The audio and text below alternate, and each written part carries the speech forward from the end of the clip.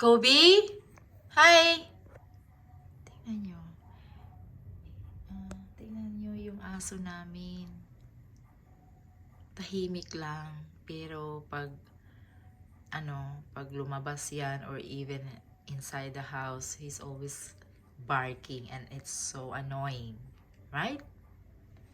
So, kasi alam niya, siguro sa isip niya, territory ko to. Territory ko to. Yan si Kobe. Kasi yung bahay namin, ang tapat dito ay eskwelahan ng elementary. So, maraming tao, maraming bata. Pag lumabas si Kobe, paraging he keep barking a lot and it's so annoying. But, pag pumunta kami ng vet, naku, kahit malang isang tahol, hindi ka marinig ng kahit isang tahol.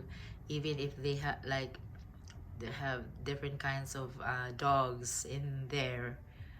And it's because maybe in his mind, he might say, oh, this is not my territory.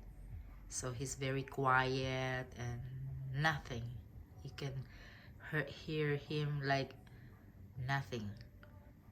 Right, Kobe? Ako, tingnan ninyo. Tingnan nyo yung aso namin. Talagang bait ito. Siguro mauna to, Cobs. That's all. I'm gonna take a shower, Cobs.